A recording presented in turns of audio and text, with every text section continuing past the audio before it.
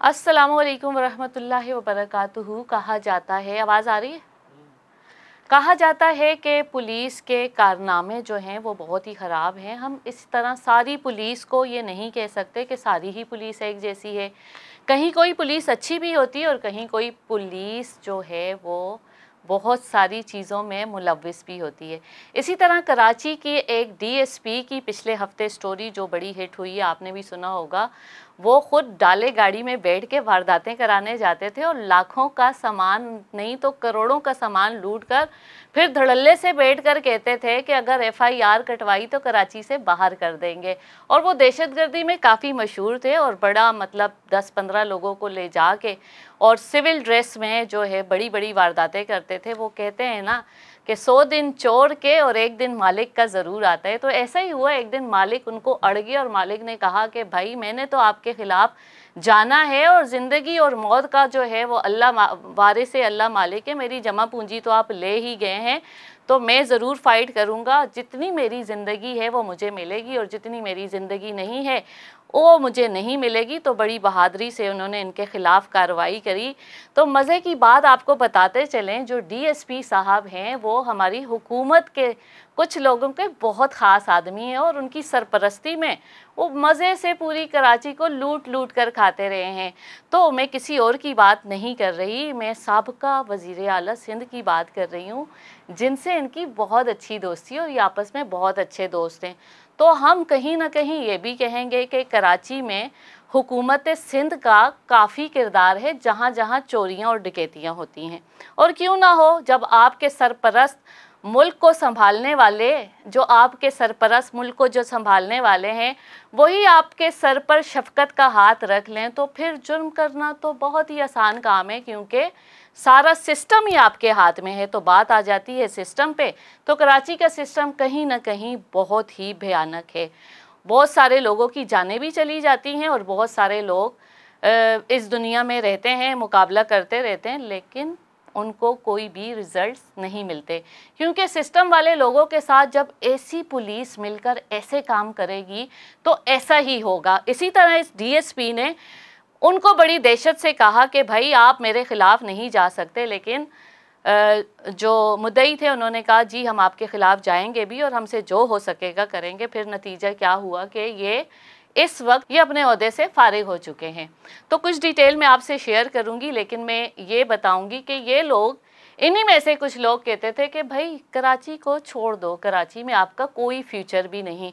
जब सरबराह मुल्क के जो संभालने वाले इदारे हों, पुलिस के इदारे, क्योंकि हमारे साथ भी कोई प्रॉब्लम अगर पेश आती है तो सबसे पहले हम क्या कहते हैं कि एफआईआर की तरफ जाना है और हमने पुलिस को इन्फॉर्म करना है और डेफिनेटली हमारी पुलिस हमारी मदद करेगी। तो एफआईआर के भी प्रोसेस बड़े ख़तरनाक होते हैं।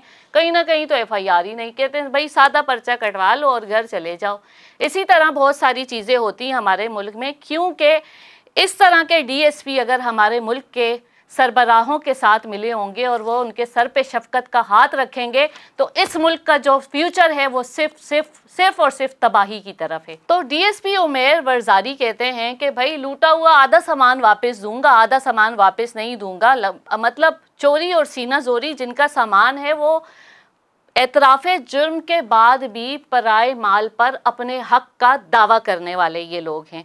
इनको शर्म नहीं आती है कि लोगों की खून पसीने की कमाई जो उन्होंने अपनी मेहनत से कमाई होती है उस पर ये अपना हक समझकर कहते हैं कि भाई पूरा मत लो, आधा हम वापस कर लेंगे। इनको शर्म आनी चाहिए। इन लोगों की वजह से पूरे पुलिस का महकमा जो है वो बदनाम है। सारे लोग बुरे नहीं होते, इनमें अच्छे लोग भी होते हैं, इनमें वो लोग भी होते हैं जो फ़ौरन एक्शन लेते हैं, फ़ौरन काम करते हैं और हलाल माल को हलाल तरीके से खाते हैं और हराम के करीब भी नहीं जाते, क्योंकि उनको अल्लाह का कहीं ना कहीं खौफ होता है, डर होता है और उनको भी पता होता है कि हमें मरने के बाद अल्लाह को जवाब देना है। लेकिन ये तो दीन से ही दूर हैं। इनको तो पता ही नहीं है कि हमारा मज़हब क्या और हमारा मज़हब हमें क्या पैगाम देता है।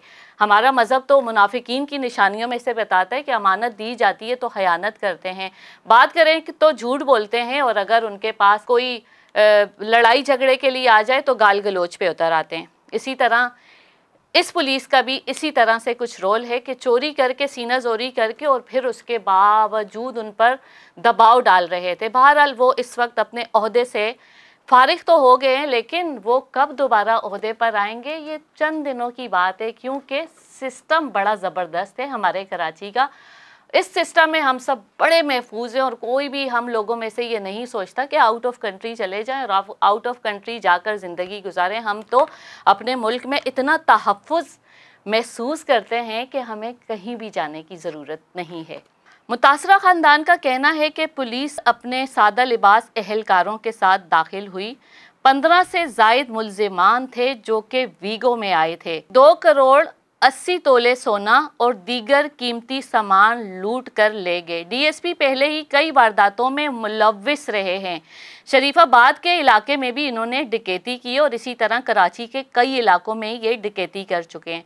मुसल्लह अफराद के साथ ये घर में बड़े हीरो की तरह एंट्री मारते हैं और सिविल ड्रेस इनका होता है और इनका ज़ोर शोर ऐसा होता है कि जैसे हमने इनसे उधार लिया हुआ हो और इनके पैसे हमने वापस देने, और धड़ल्ले से ये हमारी जमा पूंजी उठाकर ले जाते हैं। और रंगी टाउन वाले बंदे ने अपना ये खुद बयान रिकॉर्ड करवाया है। उन्होंने कहा है कि इस बंदे को सियासी प्रोटोकॉल मुहैया है, एसपी के लोग हैं और प्रोटोकॉल दिखाते हैं और हाई लेवल की सरपरस्ती पर ये शाना बशाना हो के मज़े से डकैतियाँ करते हैं। और साबिक वज़ीर आला सिंध मुराद अली शाह के करीबी साथी हैं और करीबी दोस्त हैं।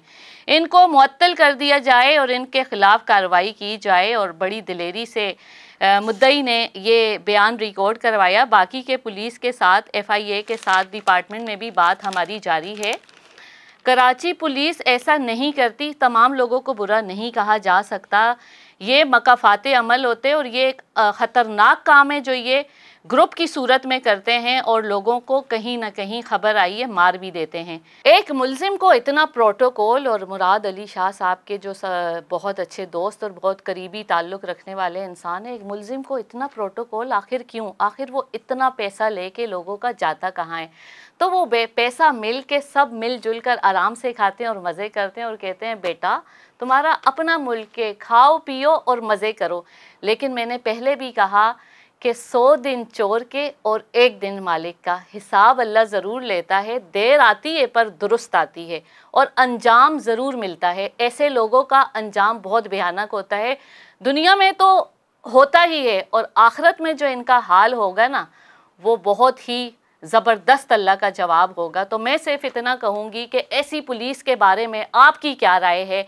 ऐसे पुलिस जो DSP के ओहदों पे, जो कि हमारे मुल्क के मुहाफ़िज़ है और हम लोगों को ही लूट कर और शेर दिली से कहते हैं कि अपनी आवाज़ों को बंद रखो, आप क्या कहेंगे? आप कमेंट बॉक्स में ज़रूर बताइएगा। और इसी के साथ इरमा खान को इजाज़त दीजिए। अल्लाह हाफ़िज़, अपना बहुत ख्याल रखिएगा। वॉइस ऑफ नेशन की वीडियोस देखने के लिए हमारा चैनल सब्सक्राइब कीजिए और बेल के आइकॉन पर क्लिक कीजिए ताकि आप हमारी तमाम आने वाली वीडियो से बाखबर रह सकें।